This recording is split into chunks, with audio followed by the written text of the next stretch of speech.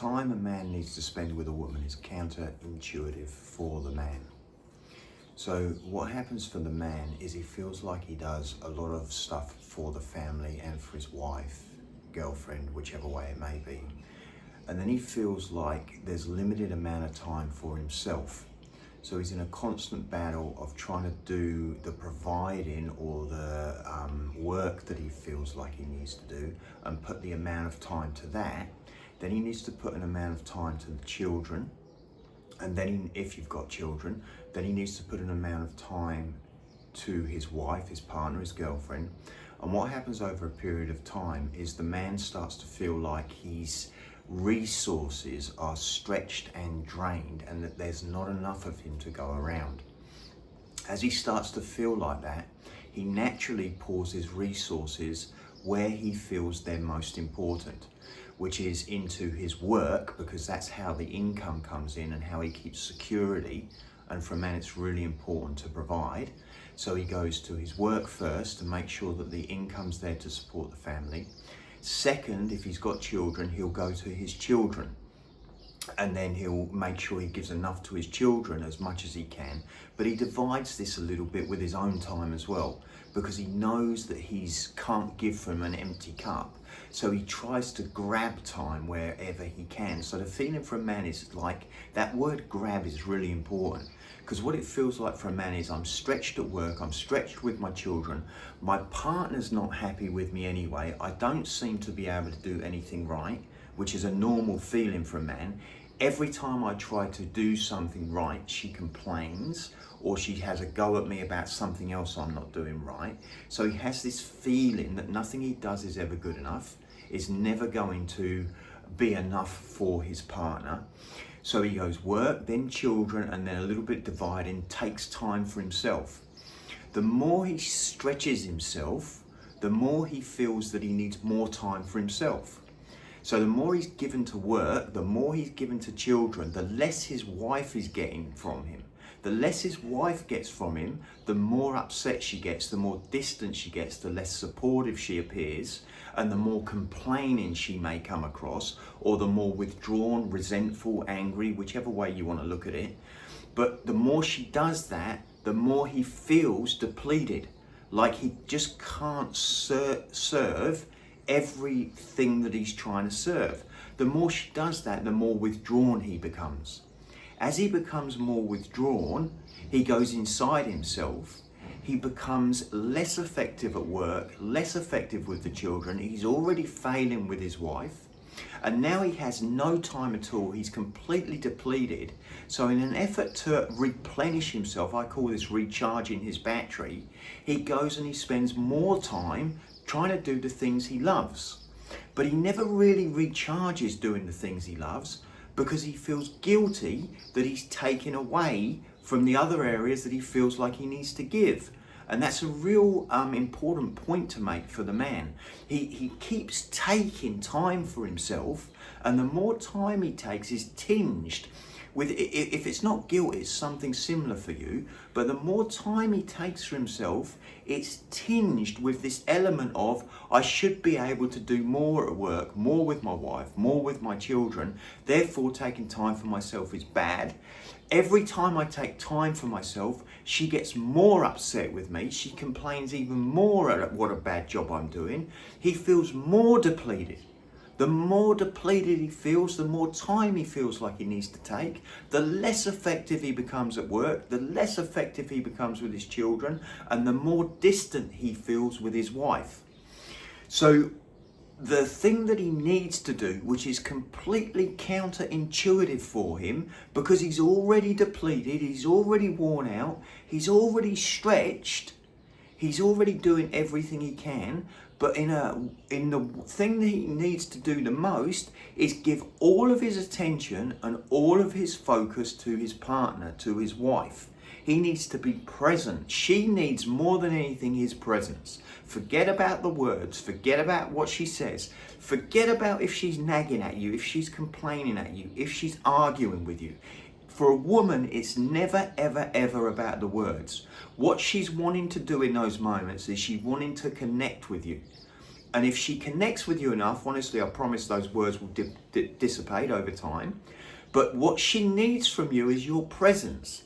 Now, for a man, you must not take it personally. The biggest mistake you can make in a relationship is take what your partner says about you personally. It will deplete you even further. So what she needs is your presence. You're already stretched with your kids. You're already stretched at work. You're already stretched trying to get enough time for yourself. How on earth are you going to be able to find enough time to give to her? You're worn out. You're exhausted. The last thing you want to do is give her time and energy. But this is the counterintuitive part that works. The minute you start to give her time and energy and focus, the minute your attention goes there, the moment, the second your attention goes to her, what she gets from that is she relaxes. She feels like she's the number one focus. She feels like she's safe and secure. The minute she starts to relax and actually really gets this, you can't do it like women are so instinctual. They understand, they see things. If you're giving her time and focus in order to get your life working and more time and focus for you and more energy for you and more of your own time, she'll know it straight away. You have to give her your full presence. You give her your full, complete presence. All these conversations that are going on in your head. How can I do this? I don't have enough energy. I should be working. I need to earn the money. I need to look after the kids. I need to take care of myself. I need to go and hang out with the boys. I need to go and do whatever your hobby might be as a man, because we tend to have lots of these. You have to allow those conversations to roll around and thank them for sharing, stick them to the back, give her your focus, 100%. Be there for her. Hear her, listen to her, understand her. The minute you understand her, the second you give her focus, she starts to relax. She starts to realize that you notice her. She starts to know that she feels safe and secure. In that moment, her energy changes. It's the shift in her. The shift protocol dictates that we need her energy to change. The minute you give her her focus, there's a shift in her. Her energy changes. She feels safe. She feels connected. She feels like you're present. She feels like she cares. All of a sudden, she wants to start making your life work. She wants to support you in being the man you want to be for your children. She wants to support you in being the man you want to be for work. She wants to support you in having your own time. She wants to support your life in working. But it takes a moment for you to give her your presence and give up all of those things. Literally give them up. Literally say, I'm going to let go of needing all of that. My focus is on my wife. The minute your focus is on your wife, the shift happens. Her energy changes. She will start to feel safe. She will start to want to make your life work. And in the wanting to make your life work, she will become supportive. She will start to ask questions that you have been trying to make her ask for years and years and years. She'll start to say, don't you need to spend a little bit more time working? Don't you need to spend a little bit more time with the children? Don't you need to spend a little bit more time with yourself? Can't I help you go out with the boys? Can't I help you get that time? I can see you're doing so much for the family. I can see you're being here so much for me. I know you need the energy. Wouldn't you like to make love? Wouldn't you like to have sex? Can't we make some time for that? So the counterintuitive part is the minute you give up all of these needs that you have, these things you want, the minute you stop taking them, the minute you have that shift, the energy changes in you. The energy changes in making sure she feels safe. The minute that energy changes, the energy changes in her. She starts to want you to have what you want. And if you haven't been doing this for a long time, which nobody does it this way, everyone's trying to take what they need. And in taking what they need, it creates a protection mechanism in the other person. Now, can't she do this first? Yes, she could do this first. The problem is, in I don't make the rules, I observe the way human behavior works. And I observe how relationship works. Over 30 odd years, I've observed the nature and the way things work.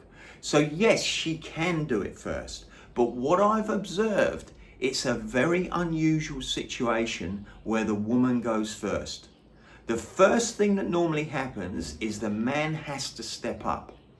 And if we dig deeper into that, which I can do another time, it really comes down to safety and security, which a man doesn't have in the same way a woman has.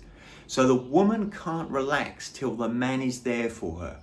Now, when you started your relationship with all the testosterone and adrenaline and oxytocin that was running in her and the endorphins and the dopamine, this naturally was happening.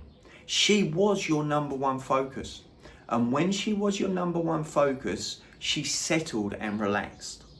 So that happens naturally when we first hook up and meet a woman. We naturally step up with the testosterone and the dopamine and the adrenaline that's running in our body. She feels that. She feels it at a subconscious and conscious level. When she feels that, she relaxes because she feels safe. She goes, finally, a man here that's going to put me first, make me the number one focus. As time goes on, the dopamine levels drop because it's not new anymore. Even the testosterone will drop away and won't be so focused all of the time. And everything changes. As that changes, she starts to look and say, hang on a minute, he's leaving me. He's going off at work. He's going off for, the first times we're together, all you want to do is cozy under the doona together. But what happens as time goes on is work becomes important. The kids, if you have them, they take away from it. Spending time with your buddies happens. All of these things happen and you start to put them in front of her. The minute that happens, you get this divide. When the divide happens, she starts to be really protective of that time. She starts to ask for it, want it, complain about other things. Because a woman will never say, look, I really need you. I really need you. Occasionally they'll say it. I mean, never is the wrong word, but occasionally. But to drop into their feminine, vulnerable flow and let you know that they need them when you're already not showing up is very difficult for a woman. This is why the masculine goes first.